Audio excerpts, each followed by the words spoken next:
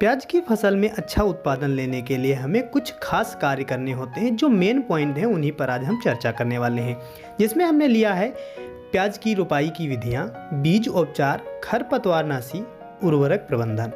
ये जो 4 टॉपिक हैं इन पर आज हम पूरी चर्चा करने वाले हैं। दोस्तों, मैं हूं धीरेन्द्र और आप देख रहे हैं DK garden YouTube channel. Video शुरू करने से पहले छोटी सी रिक्वेस्ट है, अगर आप हमारे चैनल पर नए हैं या वीडियो पहली बार देख रहे हैं, अभी तक हमारे चैनल को सब्सक्राइब नहीं किया है, तो नीचे दिख रहे रेड सब्सक्राइब बटन को टच करके सब्सक्राइब कर लीजिए और पास में बने बेल आइकन को भी ऑल पर सिलेक्ट कर दीजिए, ताकि खेती और बागवानी से जुड़ी सारी इन्फॉर्मेशन आपको समय समय पर मिलती रहे। प्याज रोपाई की विधियां, बीज उपचार, खरपतवारनाशी और उर्वरक। इससे पहले का जो कार्य होता है वो होता है खेत की तैयारी। खेत की तैयारी भी मेन पॉइंट है जिसको आपको करना ही करना है। तो इसके बारे में थोड़ी सी आपको संक्षिप्त जानकारी हम देते हैं, फिर बाद में हम मेन पॉइंटों पर बात करते हैं। सबसे पहले आप खेत को अच्छे से जुताई कर लें, मिट्टी को भुरभुरी बना लें और खेत आपका समतल होना चाहिए। पानी निकास की उचित व्यवस्था होनी चाहिए और छोटी छोटी क्यारियां बनानी चाहिए, ताकि कम से कम पानी लगाया जा सके जो कि उसके लिए पर्याप्त हो। तो ये हुई खेत तैयारी की बात। अब हम बात करते हैं सबसे पहला पॉइंट, जिसमें हमने लिया है उर्वरक प्रबंधन। उर्वरक हम 2 प्रकार से आपको बता रहे हैं। सबसे पहले आपको बता दें, अगर आप गोबर की खाद देना चाहते हैं तो आप गोबर की खाद 4 से 5 ट्राली प्रति एकड़ के हिसाब से डाल सकते हैं, जो कि जुताई से पहले डालने के बाद आप अच्छी से जुताई इस पे खेत की कर सकते हैं। अगर आप रासायनिक उर्वरकों का प्रयोग करना चाहते हैं तो उनके हम आपको 2 कॉम्बिनेशन बता रहे हैं, इनमें से कोई एक आप प्रयोग में ला सकते हैं। एक है NPK 50 kg और 50 kg single super phosphate, 10 kg potash का आप प्रयोग कर सकते हैं 1 एकड़ में। दूसरा जो कॉम्बिनेशन है उसमें यूरिया 35 kg आपको लेनी है, DAP 40 kg लेनी है और 20 kg आपको पोटास लेनी है। इसका आप प्रयोग कर सकते हैं। दोनों में से कोई एक मात्रा को आप लेकर के प्रयोग कर सकते हैं, जिससे आपको अच्छा लाभ मिलेगा। ये आपको लास्ट जुताई से पहले डाल देना है और मिट्टी में मिला देना है। इसके बाद बात आती है प्याज की रोपाई की विधियाँ।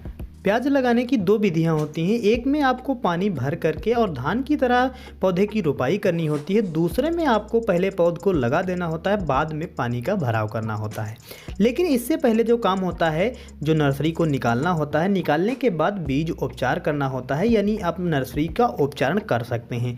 अगर आपने बीज का उपचारण किया है तो नर्सरी का उपचारण नहीं भी करते हैं तब भी चलेगा, लेकिन अगर आप दोनों भी काम कर लेते हैं तो ज़्यादा अच्छा रहता है। 2 प्रकार से आप नर्सरी लगाने से पहले उपचार कर सकते हैं, नर्सरी का और अपने खेत की मिट्टी का भी कर सकते हैं। पहले आपको नर्सरी को निकाल लेना है। इसके बाद में जो बड़ी अतिरिक्त जड़ें होती हैं, जड़ों को अगर आप चाहें तो जड़ों को भी काट सकते हैं। इसके बाद आपको ऊपर का भाग काट देना है। जो नर्सरी आपकी है, ऊपर का भाग करीब आपको 4 इंच नीचे से छोड़ करके ऊपर की पत्तियों को काट देना है। जिससे क्या होता है, आपका उत्पादन भी काफ़ी अच्छा रहता है और पौधा आसानी से खड़ा रहता है, हवा इत्यादि से नहीं गिरता है और बिल्कुल सीधी आपकी नर्सरी लगती है। इसके बाद में अगर आप नर्सरी का उपचार करना चाहते हैं तो उसके लिए आपको साफ नाम की एक दवा आती है, जो कि स्टार्टअप साफ काफ़ी अच्छी दवा है। उसका प्रयोग अगर आप करना चाहते हैं तो उसमें आपको 4 से 5 ग्राम प्रति लीटर के हिसाब से वो दवा डाल करके और अपनी जो नर्सरी है उसको शोधित करना है। इसके लिए आप 15 से 20 मिनट तक उस पानी में इसको डुबो सकते हैं।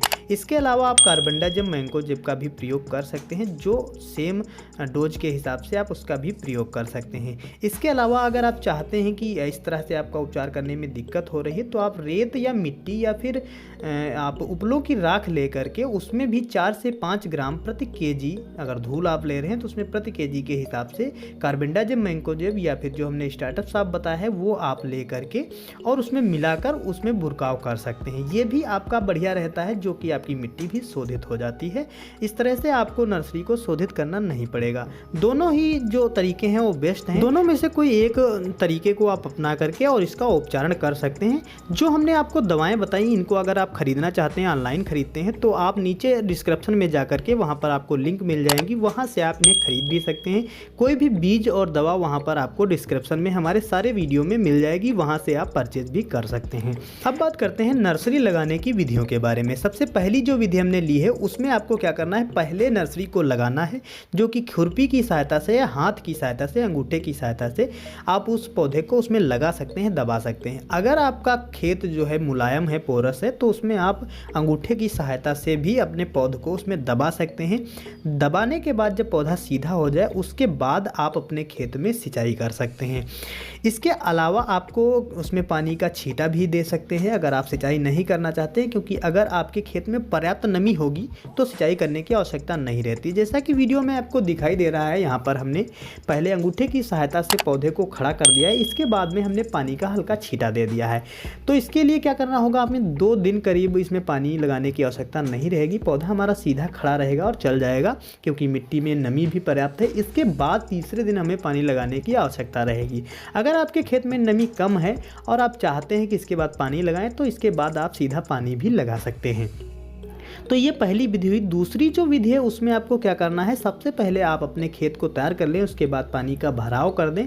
पानी का भराव जब कम रह जाए, ऐसा ना हो कि आपकी नर्सरी उसमें डूब जाए, नर्सरी को डुबोना नहीं है, इतना आपका पानी उसमें छिपछिपा रहे या फिर पानी बिल्कुल ख़त्म हो जाए, उसमें आप पौधे की रोपाई कर सकते हैं। जिस प्रकार से धान की रोपाई की जाती है सेम उसी प्रकार से कर सकते हैं। वीडियो में जो आपको दिखाई दे रहा है इसमें हमने गन्ने में सहफसली के रूप में प्याज की खेती पिछले वर्ष की थी, जिसमें हमने फरवरी में इसमें रोपाई की थी। कुछ इस तरह से हमने उसको खेत को तैयार कर लिया था।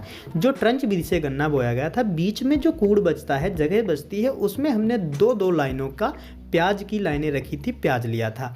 कंद काफ़ी अच्छा बना था और ये बहुत अच्छा तरीका रहा था जिससे हम अच्छा उत्पादन ले पाए थे। इसी तरह से आपको खेत को तैयार कर लेना है, समतल कर लेना है, और पानी कम जब हो, जब आपका पौधा सीधा खड़ा हो सके, उसमें आपको इस तरह से रोपाई कर देनी है। इसके बाद अब हम बात करते हैं खरपतवार के बारे में।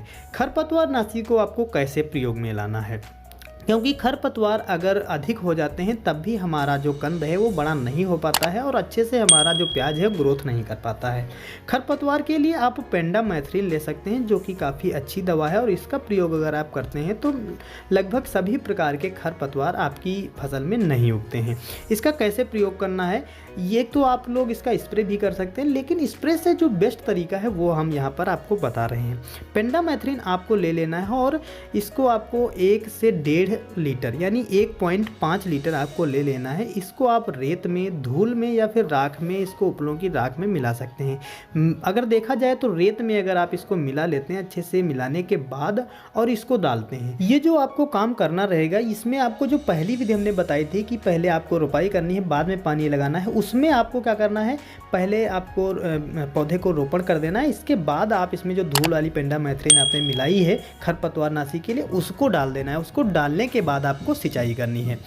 और जो दूसरी विधि हमने बताई है कि पानी भराव में आपको रोपाई करना है, उसमें आपको क्या करना है, दूसरे या तीसरे दिन जब उसमें पैर ठहरने लगे, यानी उसमें आसानी से आप चल सकें, तब आप उसमें जा कर के इसका प्रयोग कर सकते हैं। तो ये सारी जानकारी थी प्याज की रोपाई और बीज उपचार, खरपतवार नाशक और उर्वरक के बारे में, जिससे आप प्याज की खेती में अच्छा लाभ ले सकते हैं। प्याज से संबंधित और भी वीडियो आएंगे, कंद बढ़ाने के लिए, उपज बढ़ाने के लिए, और सारी जानकारी से संबंधित हम वीडियो इस वर्ष लाने वाले हैं। तो इसके लिए आप हमारे चैनल को सब्सक्राइब कर लीजिए। वीडियो पसंद आया हो तो लाइक शेयर करें। जय जवान जय किसान, धन्यवाद।